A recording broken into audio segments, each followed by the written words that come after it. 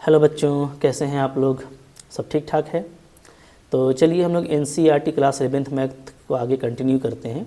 और हम लोग सीक्वेंस और सीरीज़ देख रहे थे, तो उसमें हम लोग आज पढ़ने वाले हैं second chapter GP means geometric progression. ठीक है। अच्छा, अब देखो जो सीक्वेंस और सीरीज़ है तो ये मेनली तीन तरह का होता है, आपको पता है, फेमस है। एक है अर्थमेटिक प्रोग्रेशन एपी, फिर है आपका ज्योमेट्रिक प्रोग्रेशन जीपी, और एक होता है हार्मोनिक प्रोग्रेशन एचपी। ठीक है। तो ये जो हम लोगों का अपडेटेड एनसीईआरटी है उसमें आपको अर्थमेटिक प्रोग्रेशन नहीं पढ़ना। ये आप क्लास 10th लेवल पे पढ़े हुए हो तो वही आपको काम आएगा। यहाँ पे हमको पढ़ना है ज्योमेट्रिक प्रोग्रेशन। ठीक है। और हार्मोनिक प्रोग्रेशन भी होता है जो कि कंपटीशन वगैरह में आपको केवीएस एनवीएस के एग्ज़ाम वगैरह में आता है इसका क्वेश्चन। ठीक है। तो वो भी मैंने डिफरेंट लेक्चर में डिस्कस किया है और काफ़ी इजी होता है। अर्थमेटिक प्रोग्रेशन का रेसिप्रोकल होता है, तो वो भी हम लोग कभी कंपटीशन वाले में और भी देखेंगे। ठीक है। तो आज हम लोग देखने वाले हैं ज्योमेट्रिक प्रोग्रेशन को। तो इसको भी अगर आप समझते हो ना तो ये काफ़ी इंपॉर्टेंट प्रोग्रेशन है। ठीक है। और बहुत मज़ा आएगा आपको पढ़ने में। जिस तरीके से अर्थमेटिक प्रोग्रेशन होता है लाइक उसी तरह का आपको यहाँ पे ज्योमेट्रिक प्रोग्रेशन मिलेगा। ठीक है। वो चलता है एडिशन में, तो ये चलता है मल्टीप्लिकेशन में। तो हम लोग को रिलेट करके पढ़ेंगे तो हमको याद करना इजी हो जाएगा। अगर आप अर्थमेटिक प्रोग्रेशन जानते हो तो उसी के अकॉर्डिंग मैं आपको ज्योमेट्रिक प्रोग्रेशन यहाँ पे समझाता हूँ। ठीक है। और फिर जब हार्मोनिक प्रोग्रेशन की बारी आएगी तब भी आप देख लेना, वो भी काफ़ी सिंपल होता है। तो अब देखिए यहाँ पे अगर मैं बात करूँ तो जैसे मैं इसको दो पार्ट में बांट देता हूँ। ठीक है। इधर मैं ले लेता हूँ क्या, अर्थमेटिक प्रोग्रेशन एपी, ओके। इधर मैं ले लेता हूँ ज्योमेट्रिक प्रोग्रेशन जीपी। ठीक है। और बीच में चलो एक हम लोग लाइन डाल देते हैं ताकि बीच का हम लोग पार्ट कर लेंगे। ठीक है जी, ओके। इस तरह का मैंने एक यहाँ पे लाइन डाल दिया। ठीक है। चलो, तो अब इसी के अकॉर्डिंग हम लोग देख लेते हैं यहाँ पे थोड़ा सा। तो आइए एपी की अगर बात करें हम लोग ना, तो एपी में जैसे आपको पता है कि अर्थमेटिक प्रोग्रेशन क्या होता है, तो कोई इस तरह का प्रोग्रेशन जिसमें क्या हो, डिफरेंस जो है वो कॉमन हो। ठीक है। कॉमन कोई डिफरेंस एग्जिस्ट करता हो। जैसे मान लो कि इस तरह का आपको दिया हुआ है 3 है, 5 है, 7 है, 9 है, 11 है। ठीक है। तो ये जो प्रोग्रेशन है इसमें हम लोग देख रहे हैं क्या है, इसमें जो डिफरेंस है ना, वो हर दो एलिमेंट के बीच का डिफरेंस एक कॉमन डिफरेंस है। दैट्स वाई कि हम लोग इसको कॉमन डिफरेंस बोलते हैं। ठीक है। तो आप देख सकते हो जैसे यहाँ पे 3 से 5 के बीच में 2 का गैप है, 5 से 7 के बीच में 2 का गैप है, 7 से 9 के बीच में 2 का गैप है, 9 से 11 के बीच में 2 का गैप है। ठीक है। तो 2 का गैप है। या ये कह सकते हो कि आपको कि फर्स्ट टर्म में हम जब 2 ऐड करेंगे तो हमको सेकंड टर्म मिलेगा, फिर उसमें 2 ऐड करेंगे तो थर्ड टर्म मिलेगा। तो इस तरीके से जो प्रोग्रेशन चलता है, ठीक है, ये जो प्रोग्रेशन है ये क्या है, ये आपका अर्थमेटिक प्रोग्रेशन है। क्या है जी, ये है मेरा अर्थमेटिक प्रोग्रेशन। अर्थमेटिक प्रोग्रेशन है। ठीक है, ओके। इसी को हम लोग क्या बोलते हैं, इसी को हम लोग बोलते हैं एपी, यानी अर्थमेटिक प्रोग्रेशन। ओके। अब इसको अगर इसको कॉमा में लिखा जाएगा तो इसको क्या कहा जाता है, इसको सीक्वेंस कहा जाता है कि ये जो है क्या है, एपी सीक्वेंस है। और अगर इसी को हम सम करके लिखें 3 + 5 + 7 + 9, इस तरह से अगर हम सम में लिखते हैं तो इसको क्या कहते हैं, तो इसको हम लोग कहते हैं सीरीज़ कहते हैं। ठीक है। अर्थमेटिक सीरीज़ कहा जाता है इसको। ओके। तो ये आपका अर्थमेटिक सीक्वेंस है, ये आपका अर्थमेटिक सीरीज़ है। ठीक है। तो आप देख रहे हो कि यहाँ पे क्या है कि यहाँ पे आपको कॉमन डिफरेंस मिल रहा है। ठीक है। मतलब जो डिफरेंस है दो टर्म के बीच का वो क्या है, वो कॉमन है। तो यहाँ पे हम लोग देख सकते हैं क्या, कि यहाँ पे हमको कॉमन डिफरेंस मिल रहा है, कॉमन डिफरेंस। ठीक है। तो नाम ही है इसका कॉमन डिफरेंस, यानी कि हर जगह का डिफरेंस क्या है जी, इक्वल है। शॉर्ट में बोलो तो CD बोलते हैं इसको, कॉमन डिफरेंस को, और इसको हम लोग D से डिनोट करते हैं। तो इस केस में जो कॉमन डिफरेंस है वो क्या है, 2 है, जैसा कि आपको दिख रहा है। ठीक है। और ये कॉमन डिफरेंस निकालने के लिए आप लोग क्या कर सकते हैं, फॉर्मूला का यूज़ कर सकते हैं क्या, second term minus first term. ठीक है। तो सेकेंड टर्म जैसा कि देख रहे हो 5 है, फर्स्ट टर्म आपका 3 है, तो यहाँ से भी आपको क्या हो जाएगा, 5 - 3 = 2 कन्फर्म हो जाएगा। ठीक है। तो इस तरीके से आप निकाल सकते हो। तो कोई भी इस तरह का मान लो अर्थमेटिक प्रोग्रेशन आपको दिया हुआ है, जैसे हम लोग बात करते हैं, मान लो कुछ हम अनदर ले लेते हैं इस तरह का। ठीक है। कहीं पे आपको ऐसा दिया हुआ हो सकता है 7 4, ठीक है, 1 -2 -5, इस तरह का आपको दिया हुआ है। तो इसको भी अगर आप देखेंगे अच्छा से, तो अगर आपको देखने में नहीं भी पता चलता है तो आप इसको देख सकते हो कि यहाँ पे कॉमन डिफरेंस क्या आ रहा है। ठीक है।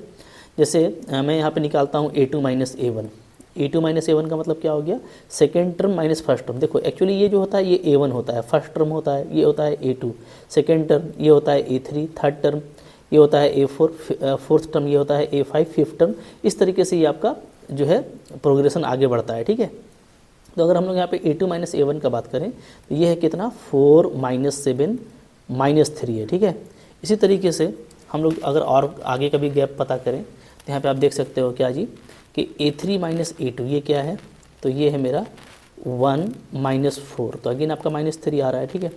अगर आप फिर देखोगे कि भाई A4 माइनस A3 क्या है, A4 माइनस A3, तो ये है मेरा -2 -1, ये फिर से -3 आ रहा है, ठीक है। फिर आप देखोगे कि A5 माइनस A4 क्या है, तो यहाँ पे भी आपको ये -5 और माइनस माइनस करेंगे तो प्लस हो जाएगा 2 यानी -3।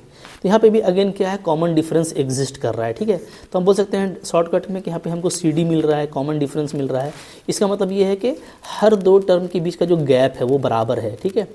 और गैप कितना का है, तो -3 का गैप है, सो कॉमन डिफरेंस यहाँ पे क्या हो रहा है, -3 आ रहा है, ठीक है। तो अगर कॉमन डिफरेंस एग्जिस्ट करता है, मतलब हर दो टर्म के बीच का गैप बराबर है, तो हमारा अर्थमेटिक प्रोग्रेशन होता है, ठीक है। बहुत बड़ी बात नहीं है, आई होप आपको ये समझ में आ गया होगा, ठीक है। इसी को अगर हम लोग देखेंगे ज्योमेट्रिक प्रोग्रेशन में, तो ज्योमेट्रिक प्रोग्रेशन में क्या होता है, जैसे मान लीजिए कि कोई आपका इस तरीके से बढ़ रहा है, 2 है, ठीक है, फिर आपका 4 है, फिर आपका 8, 16, 32, इस तरह से। तो आप सिंपल देखोगे यहाँ पे ना कि यहाँ पे आपको मल्टीपल में ये इसका रेशियो कॉमन होगा, ठीक है। हर दो टर्म के बीच का जो रेशियो होगा वो कॉमन होगा। जैसे आप यहाँ पे देख सकते हो, यहाँ पे अगर हम लोग देखें तो अगर गैप वाइज बात करो आप कि दोनों के बीच में क्या कोई कॉमन डिफरेंस एग्जिस्ट कर रहा था, मैं अगर गैप की बात करता हूँ, यहाँ पे अगर आप गैप देखेंगे तो कितना है गैप, तो 4 और 2 के बीच का जो गैप है वो 2 है, ठीक है। फिर 8 और 4 के बीच आपका 4 का गैप हो गया, फिर यहाँ पे आपको 8 का गैप हो गया, फिर आपको 16। तो गैप तो इस तरह से नहीं है कि ये अर्थमेटिक प्रोग्रेशन में हो, तो this is not in arithmetic progression, ठीक है।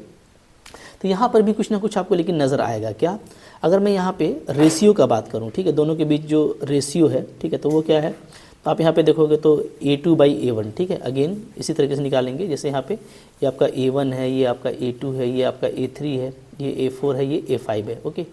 तो A2 बाई A1 देखिएगा तो ये आएगा 4/2, कैंसिल होकर के 2 आ रहा है। फिर आप A3 बाई A2 निकालो, A3 बाई A2 निकालोगे तो क्या आएगा, तो यहाँ पे आ जाएगा 8/4, यानी आपको फिर से 2 आ रहा है, ठीक है। इसी तरीके से आप निकालो यहाँ पे A4 बाई A3 निकालिए, A4 बाई A3 निकालेंगे तब भी आपका क्या आएगा 16/8, यानी आपका 2 आ रहा है, ठीक है। तो यहाँ पे क्या हो रहा है ना, यहाँ पे हमको रेशियो जो है वो कॉमन मिल रहा है। हर दो टर्म के बीच का जो रेशियो है, जो बीच का रेशियो है वो क्या मिल रहा है, वो हमको कॉमन मिल रहा है। That's why we can say कि यहाँ पे हमको क्या हो रहा है, कॉमन रेशियो एग्जिस्ट कर रहा है, ठीक है। कॉमन रेशियो यहाँ पे एग्जिस्ट कर रहा है, शॉर्ट में बोलें तो ये CR कहलाता है, कॉमन रेशियो, और एकदम सिंपली इसको R से डिनोट किया जाता है। तो ये आपको एग्जिस्ट कर रहा है 2। तो अगर कहीं पे कॉमन रेशियो एग्जिस्ट करता है, ठीक है, तो वो जो प्रोग्रेशन होगा वो क्या कहलाएगा, वो आपका GP कहलाएगा, ठीक है। कि आप देख रहे हो कि 2 में हम 2 से मल्टीप्लाई कर रहे हैं तो 4 बन रहा है, 4 से 2 में मल्टीप्लाई कर रहे हैं तो 8 बन रहा है, 8 में 2 से मल्टीप्लाई करने से 16, 16 में 2 से मल्टीप्लाई करने से 32, ठीक है। यहाँ पे जो चीज़ ऐड करने से आ रहा था वो यहाँ पे मल्टीप्लाई करने से आ रहा है। तो आप कह सकते हो कि अर्थमेटिक प्रोग्रेशन क्या है, ये एडिशन का प्रोग्रेशन है, ठीक है, मतलब जो एडिशन में कॉमन डिफरेंस के साथ बढ़ता हो।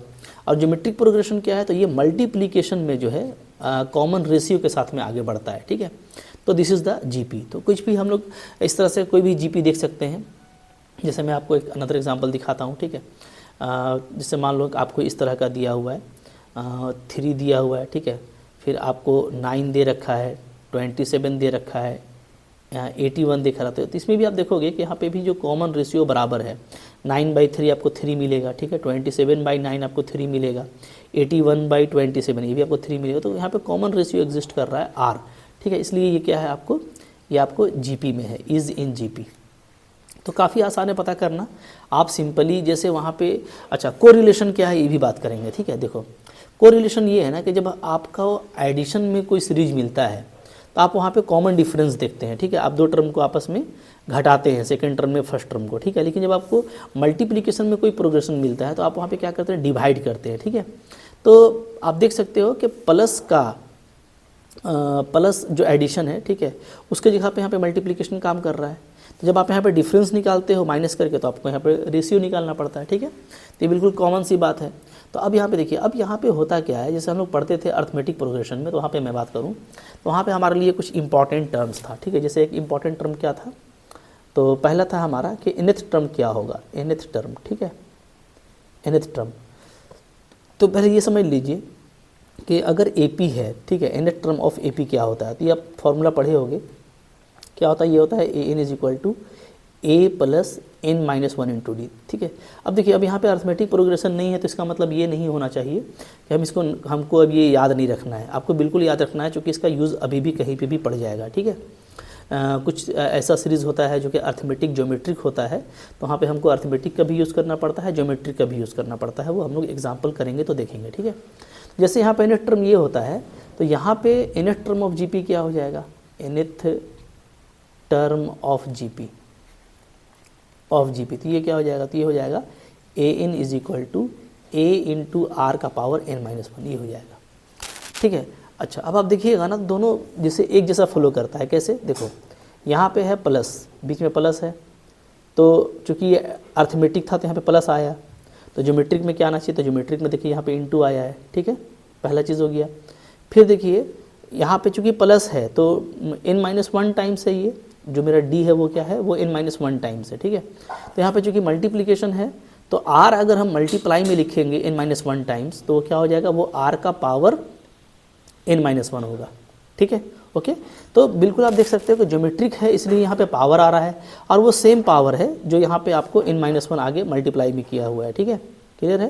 तो आप बिल्कुल इसका अगर आप सिमेट्री को देखिएगा ना, अर्थमेटिक प्रोग्रेशन का सिमेट्री को, तो इसी सिमेट्री से आपका ज्योमेट्रिक प्रोग्रेशन का भी फॉर्मूला निकलता हुआ नज़र आएगा। तो बाई सिमेट्री अगर देखोगे ना, तो जो अर्थमेटिक प्रोग्रेशन में समेशन में जाता है, वही आपका ज्योमेट्रिक प्रोग्रेशन में क्या है, मल्टीप्लिकेशन में जाता है।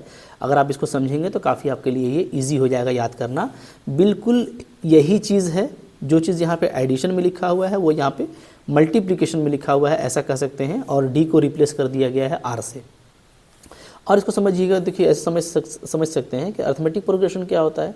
तो जो एपी होता है ना, उसमें क्या होता है, सबसे पहले आप फर्स्ट टर्म लेते हो, ठीक है, फिर आपका सेकेंड टर्म क्या आता है, तो इसमें एक डी ऐड हो जाता है, ठीक है, फिर थर्ड टर्म क्या आता है, तो इसमें एक और डी ऐड हो जाता है, ठीक है। तो इसी तरीके से आप देख सकते हैं यहाँ पे बिल्कुल कि जब हम सेकेंड टर्म लिख रहे हैं तो हम यहाँ पे 1D ऐड किए हैं, थर्ड टर्म लिख रहे हैं तो हम 2D ऐड किए हैं, यानी ये अगर बढ़ता बढ़ता नेक्स्ट टर्म तक जाएगा तो क्या होगा, तो ये हो जाएगा a plus n minus 1 into D, ठीक है। यहाँ से आपको बिल्कुल ये समझ में आ रहा होगा कि ये इसका क्या है, nth टर्म है।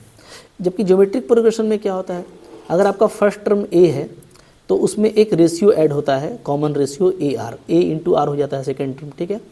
थर्ड टर्म हो जाता है AR स्क्वायर, फोर्थ टर्म हो जाता है AR क्यूब। तो आप देखो फोर्थ टर्म में पावर 3 है, थर्ड टर्म में पावर 2 है, यानी पावर जो है टर्म के प्लेस पर एक कम है, ठीक है। तो आप कह सकते हो कि जो nth टर्म होगा वो क्या हो जाएगा, वो ARN माइनस 1 होगा। तो ये आपका GP है, ठीक है, GP का जनरल सीक्वेंस है और ये हमारा AP का जनरल सीक्वेंस है, ये भी आपको समझ करके रखना है, ठीक है। पहली बात तो ये हो गई। दूसरी बात ये होता है कि सम टू एन टर्म क्या होता है, sum to n terms of AP, ठीक है। तो AP के n पदों का योग जो कहलाता है वो होता है आपका, इसका फॉर्मूला होता है SN is equal to n/2, ठीक है। अंदर में हम लोग क्या लेते हैं, 2a plus n minus 1 into D. ये सब आप पहले पढ़ चुके हो क्लास 10th में, तो आपको ये याद होगा। और इसी का एक और फॉर्मूला होता है, क्या होता है, n/2 फर्स्ट टर्म होता है plus L for last term होता है, ठीक है, first term plus last term. अब आप देखेंगे ना, तो यहाँ पे जो सम टू एन टर्म होता है वो क्या होता है, तो यहाँ पे हमारा सम टू एन टर्म होता है, सम टू एन टर्म्स, ये क्या होता है जी, तो ये होता है SN is equal to ARN minus 1 divided by R minus 1, ठीक है। कब, जब मेरा R 1 से ग्रेटर होगा। अगर कॉमन रेशियो 1 से बड़ा होता है तो आपको ये लेना है, ठीक है। और एक फार्मूला हो जाएगा A1 minus RN divided by 1 minus R, ठीक है। तो जब आपका R 1 से स्मॉलर होगा तो आपको ये लेना है। तो आपको ये बस ये ध्यान देना है कि एक्चुअली है दोनों एक ही चीज़, क्योंकि R 1 से ग्रेटर था तो हम इसको पॉजिटिव फॉर्म में इस तरीके से लिखे। अब अगर हम ऊपर और नीचे से माइनस को कॉमन ले लेंगे तो मेरा ये चीज़ बन जाएगा, ठीक है। तो ये सारी बातें आपको समझ करके रखनी है, तो आपको कोई दिक्कत नहीं होगा, ठीक है। यहाँ पे n क्या है, तो n आपका नंबर ऑफ टर्म है, जैसा कि यहाँ पे लिखा हुआ है कि हम n टर्म्स का सम निकाल रहे हैं, उस केस में और इस केस में, ठीक है। अब देखो, अब यही होता है कि मान लो कि मेरा ये तो n टर्म हुआ, अगर मैं इसको इनफाइनाइट टर्म तक लेके जाता हूँ, ठीक है, तो सम टू इनफाइनाइट टर्म क्या हो जाएगा, सम टू इनफाइनाइट टर्म्स, ठीक है। तो अगर आप AP को सम टू इनफाइनाइट टर्म कीजिएगा ना तो आपको इन्फिनिटी मिलेगा, क्योंकि जाहिर सी बात है वो ऐड होकर के चलता है, ठीक है, इसलिए वो बढ़ता चला जाएगा। तो सब प्लस में होगा तो इन्फिनिटी मिलेगा, या अगर सब माइनस में होगा तो माइनस इन्फिनिटी मिलेगा, ठीक है, इस तरह का होगा। लेकिन अच्छा ये आप जब AP करोगे तो आपको समझ में आ जाएगा कि किस तरीके से मैं आपको ये बता रहा हूँ, ठीक है, ओके। अच्छा, इसको अगर आप देखिएगा यहाँ पे 3rd नंबर में इधर, तो यहाँ पे जो सम टू इनफाइनाइट टर्म होता है, सम टू इनफाइनाइट टर्म, ये काफ़ी इंपॉर्टेंट है, बहुत यूज़ किया जाता है इसका। तो GP का जो इनफाइनाइट टर्म का सम होता है ना, वो होता है S = A/1 - R। ये काफ़ी इंटरेस्टिंग हो जाता है, ठीक है, जहाँ पे R क्या है, R आपका <1 है, ओके। तो पहले तो आपको ये देखना है कि R आपका <1 होगा, यानी 1 से छोटा होगा, ठीक है। उसके लिए आप सम टू इनफाइनाइट टर्म निकालेंगे तो आपका ये सिंपली क्या आ जाएगा, A/1 - R आ जाएगा। क्यों आ जाएगा? इसलिए कि अगर आप इनफाइनाइट टर्म तक अगर आप सम कर रहे हो ना, ठीक है, तो उस केस में अगर आपका 1 से R छोटा है तो वहाँ पे क्या होता है, वहाँ पे जो R का पावर n है वो क्या हो जाता है, वो 0 के बराबर हो जाता है। क्योंकि जाहिर सी बात है 1 से अगर कोई छोटा वैल्यू है उसका मैं स्क्वायर करूँगा तो वो और छोटा होगा, क्यूब करूँगा तो और छोटा हो जाएगा, पावर 4 लूँगा तो और छोटा हो जाएगा। तो आप यहाँ पे इनफाइनाइट टर्म मतलब n को आप ले रहे हो इन्फिनिटी, तो ऐसे केस में क्या हो जाएगा, अगर limit n tending to infinity है और R 1 से छोटा है तो Rn का वैल्यू 0 हो जाएगा। इसको आप 0 रख दोगे तो यहाँ से आप देख सकते हो कि आपका ये जो फार्मूला है सम का वो आपका ये हो जाएगा। तो सम टू इनफाइनाइट टर्म ये होता है, ये काफ़ी आपको यूज़ में आएगा, हम जब यूज़ करेंगे तो देखिएगा, ठीक है। ये सब जो फार्मूला आपको मैं बता रहा हूँ ना, ये आपको बहुत ही अच्छे से याद कर लेना है, क्योंकि इसका काफ़ी यूज़ है, ठीक है। अर्थमेटिक प्रोग्रेशन का तो आपको याद है क्लास 10th लेवल से, बट आपको यहाँ पे ज्योमेट्रिक प्रोग्रेशन का सारा फार्मूला याद कर लेना है। इन सब का काफ़ी यूज़ है, जो हम लोग जब चैप्टर करेंगे तो हम लोग देखेंगे, ठीक है। अच्छा, कुछ और भी बातें हैं जो मैं आपको बता देता हूँ। जैसे देखो, हम लोगों को ज़रूरत पड़ता है कभी कभार AP में 3 कंसेक्यूटिव टर्म का, 4 कंसेक्यूटिव टर्म का, तो वो हम लोग कैसे लेते हैं, ठीक है। यहाँ पे 4th नंबर फार्मूला आ रहा है कि अगर आपको 3 कंसेक्यूटिव टर्म चाहिए, 3 कंसेक्यूटिव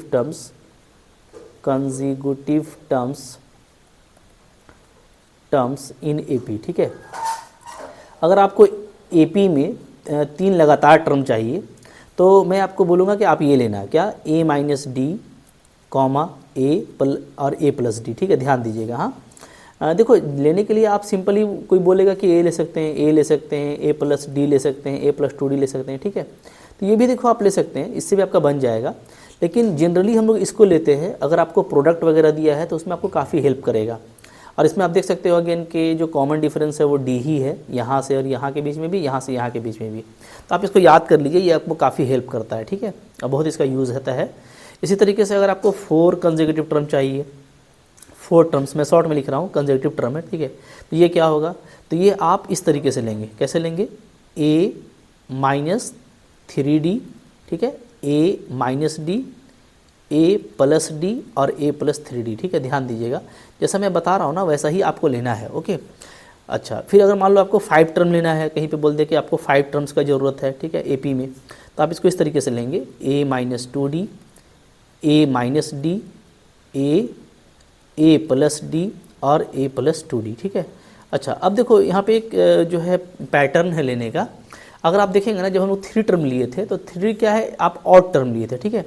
जब आप ऑड टर्म लेंगे ना तो आप जो कॉमन डिफरेंस है वो सिंपली D का लेंगे। जैसे आप यहाँ पे देख सकते हो, यहाँ पे जो मैंने कॉमन डिफरेंस लिया है वो D का लिया है, ठीक है, D का गैप है। और जब आप यहाँ पे 4 टर्म लोगे, 4 टर्म क्या है, आपका इवेंट टर्म है, तो अगर आप इवेंट टर्म लेंगे तो आप वहाँ पे कॉमन टर्म भी आप 2D का लीजिएगा। जैसे यहाँ पे आप D का लिए थे, तो यहाँ पर आप ऐसा अरेंज कीजिए कि आपका कॉमन डिफरेंस क्या बने, 2D बने, ठीक है। तो आप देख सकते हो कि जैसे यहाँ से इसके और इसके बीच में 2D का फ़र्क है।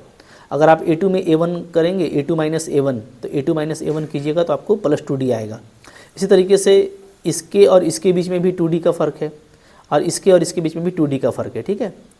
अब देखो, जब आपको फिर से 5 टर्म लेना है, यानी ऑड टर्म, तो जैसे आप 3 टर्म लिए थे ना ऑड, वैसे ही 5 लेंगे, यानी आप A - D, A और A+D ये बीच में रख लीजिए, ठीक है। तो ये 3 टर्म मिल गया, तो दोनों तरफ एक टर्म बढ़ा दीजिए, इधर बढ़ा दीजिए तो A-2D आ जाएगा, ठीक है। वही D के गैप से चलना होगा, क्योंकि आपका ये ऑड टर्म है, और इधर भी आपका A+2D कर देना होगा। तो आपको थोड़ा सा पैटर्न समझना है, और इस तरीके से आप कोई भी ले सकते हो, 6 टर्म भी ले सकते हो, 7 टर्म भी ले सकते हो, ठीक है।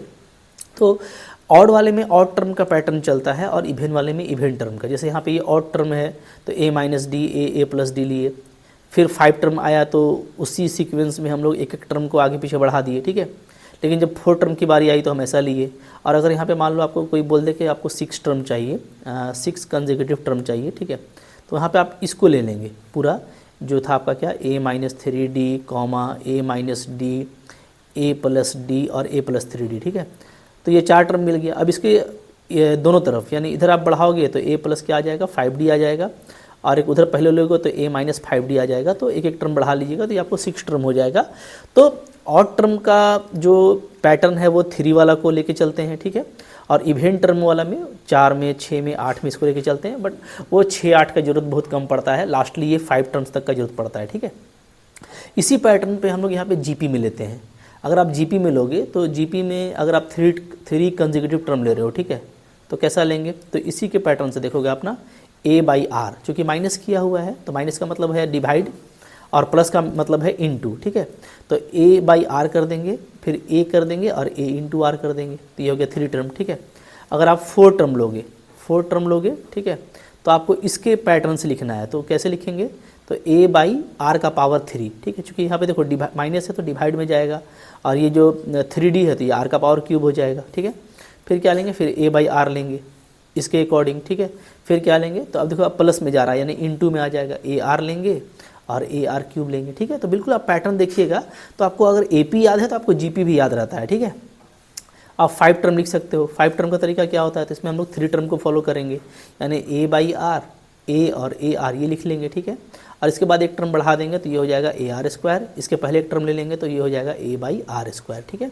तो बिल्कुल आप देख सकते हो, तो 3 टर्म 4 टर्म 5 टर्म 6 टर्म कुछ भी आप जीपी का लिख सकते हैं अगर आपको एपी का याद है तो। दैट्स वाई कि मैं आपको एपी के साथ में कोरिलेट कर रहा हूँ कि आपको जीपी ईजी हो जाए, ठीक है। अच्छा, अब इसके बाद और क्या ज़रूरत पड़ता है, तो और एक देखो ज़रूरत पड़ता है, आपको पता है अर्थमेटिक मीन का। क्या है जी, अर्थमेटिक मीन, ठीक है। ये क्या होता है, तो ये होता है हमारा एम कहते हैं अर्थमेटिक मीन को, ठीक है। और मान लो ए और बी है, तो ए और बी के बीच का अर्थमेटिक मीन क्या होता है, ठीक है, एम, ऐसे लिख देते हैं formula, M arithmetic mean of A and B, यानी ए और बी का अर्थमेटिक मीन क्या होता है, तो ये होता है ए प्लस बी बाई 2, ये आप जानते हो, ठीक है। इसी को हम लोग एम बोलते हैं, ठीक है। तो अर्थमेटिक मीन होता है क्या, सिंपली आप समझ सकते हो, जैसे मान लो ए है और बी है, तो मैं बीच में कोई ऐसा एलिमेंट रखूं जो क्या हो जाए, जिसको रखने से ये क्या हो जाए, ये आपका एपी में आ जाए, ठीक है। तो ऐसे केस में ये जो एक्स होगा ये क्या कहलाएगा, ये आपका अर्थमेटिक मीन कहलाएगा, ठीक है। इसको निकालना ईजी होता है, कैसे, तो चूँकि ये एपी में है तो नो डाउट क्या होगा, जो डिफरेंस होगा second term minus first term, ये बराबर होगा किसका, first term minus second term, ठीक है। अच्छा, यहाँ पे ये लेंगे इस तरीके से, तो second term minus first term, x minus a का जो डिफरेंस होगा वही डिफरेंस बी माइनस एक्स का होगा, सो दैट कि ये ए पी में है, ठीक है। अब यहाँ पे आप सिंप्लीफाई करोगे तो क्या आ जाएगा, तो यहाँ पे आपका आ जाएगा 2x is equal to a plus b आ जाएगा, ठीक है। अब x का वैल्यू निकालोगे तो क्या आ जाएगा, ए प्लस बी बाई 2 आ जाएगा, ठीक है। तो अर्थमेटिक मीन ये होता है, ये हम लोग जानते हैं, और इस तरीके से हम लोग बहुत सारा अर्थमेटिक मीन इंसर्ट कर सकते हैं, ठीक है। टेक्निक आपको पता है। तो यहाँ पे उसी तरीके से आपको ज्योमेट्रिक मीन जो होगा GM, ठीक है, GM between A and B, between A and B, ये क्या हो जाएगा, तो ये हो जाएगा आपका स्क्वायर रूट ए बी, ठीक है। मतलब यहाँ पे देखो, यहाँ a प्लस बी बाई 2 था ना, तो एक्चुअली यहाँ पे क्या हो जाएगा, प्लस के लिए इंटू करेंगे, और पावर जो 2 है वो क्या हो जाएगा, वो कोएफिशिएंट वो इसका पावर हो जाएगा, जो डिवाइडेड 1/2 है वो क्या हो जाएगा, इसका पावर बन जाएगा, ठीक है। तो a इंटू बी का पावर 1/2 यानी रूट ए बी, तो ये GM कहलाता है, ठीक है जी। इसका भी तरीका वही है, जैसे मान लो a है और b है और बीच का हमको GM चाहिए, GM मान लो मेरा y है, ठीक है। तो अगर मैं इसको बीच में रखूँगा तो अगर ये GM है तो ये क्या हो जाएगा, ये आपका GP में कन्वर्ट हो जाएगा, ठीक है। यहाँ से क्या होना चाहिए, अगर ये GP है तो y बाई a, मतलब जो रेशियो है, कॉमन रेशियो, वो एग्जिस्ट करेगा b बाई y, और यहाँ से आप क्रॉस करोगे तो क्या हो जाएगा, Y square equal to A B हो जाएगा, और y का वैल्यू क्या हो जाएगा, रूट ए बी हो जाएगा, ठीक है। तो ये आपको बिल्कुल आपस में कोरिलेट करके रखना है, ठीक है। अच्छा, एक देखो रिलेशनशिप भी होता है ए एम और जी एम के बीच में, जैसे वो क्या होता है जी, तो ये आप याद रखना कि ए एम जो होता है ना, वो क्या होता है, वो जी एम से बड़ा होता है, ठीक है। और ये भी याद रखो कि जी एम जो होता है वो एच एम से बड़ा होता है, ठीक है। चूँकि आपको ये काम आएगा अच्छे अच्छे सीक्वेंसेस में, इसको समझना। अच्छा, फार्मूला क्या होता है? अगर हम लोग दो टर्म ले रहे हैं तो ए एम होता है a plus B by two, ठीक है। जी एम क्या होता है? जी एम होता है रूट ए बी। और एच एम क्या होता है? एच एम होता है 2ab by A plus B होता है। ये हम लोग आगे देखेंगे, अभी मैं आपको बता देता हूँ, ठीक है। तो ये सीक्वेंस पाया जाता है। इसको भी आप प्रूफ कर सकते हो ईजिली कि आप जब जैसे शॉर्ट में ना ए एम को ए बोलते हैं, ठीक है, जी एम को जी बोलते हैं और एच एम को एच बोलते हैं शॉर्ट में। तो अगर आप देखोगे ना ए माइनस जी करके, ठीक है, तो ए माइनस जी क्या आ जाएगा? तो ये आपका आ जाएगा a plus B by to और माइनस जी का वैल्यू है रूट ए बी, ठीक है। अब अगर इसमें मैं एलसीएम लेता हूँ, ठीक है, तो एलसीएम लेने से क्या आ जाएगा? तो यहाँ पे आप जब एलसीएम लोगे तो ये आपका आ जाएगा a plus b minus two root a b आ जाएगा बाई टू आ जाएगा, ठीक है। इसको देखोगे तो ये एक्चुअली क्या है? ये आपका है रूट ए माइनस रूट बी का होल स्क्वायर है बाई टू, ठीक है। जब आप इसका स्क्वायर रूट को खोलेंगे, जब आप इस होल स्क्वायर को खोलेंगे तो स्क्वायर रूट ए का ए होगा, स्क्वायर रूट बी का प्लस बी होगा और माइनस टू ए बी आ जाएगा। तो एग्जैक्टली यही चीज़ है, ठीक है। अब देखिए, चूँकि हम लोग ए और बी क्या है, दोनों जो है हम लोग नॉट इक्वल लेते हैं, जो कि ए और बी हमेशा अलग अलग होगा, तभी तो आप उसके बीच ए पी या जी पी या एच एम निकालिएगा, ठीक है, या ए एम या जी एम निकालिएगा। तो ए और बी बराबर नहीं है तो डेफिनेटली ये क्या है? ये आपका ग्रेटर दैन जीरो होगा, क्योंकि ऊपर में एक होल स्क्वायर वैल्यू है जो कि ऑलवेज पॉजिटिव होता है। तो यहाँ से ये पता चल रहा है कि मेरा ए माइनस जी क्या है, वो ग्रेटर दैन जीरो होता है। दैट्स वाई कि क्या हो जाता है? ए आपका जी से ग्रेटर होता है, ठीक है। इसी तरीके से आप शो कर सकते हो कि जी हमारा एच से ग्रेटर होता है। तो ये सीक्वेंस आपको काम आएगा, ये हम लोग आगे यूज़ करेंगे, ठीक है। तो बहुत कुछ नहीं था, सिर्फ फार्मूलाज वगैरह यहाँ पे हम लोग देखे हैं और इस फार्मूला को हम लोग यूज़ करेंगे, ठीक है, अगले चैप्टर में हम लोग करेंगे। तो ये फार्मूला आप बिल्कुल याद कर लीजिएगा। एप्लीकेशन तो इसका बहुत ही ज़्यादा है, सो चैप्टर करना और प्रैक्टिस करना काफ़ी ज़रूरी है। तो वहाँ पे जब हम लोग चलेंगे इनका यूज़ करेंगे, आप इसको याद करके रखिएगा, ठीक है। तो मिलते हैं अगले लेक्चर में, तब तक पढ़ते रहो। Thank you very much.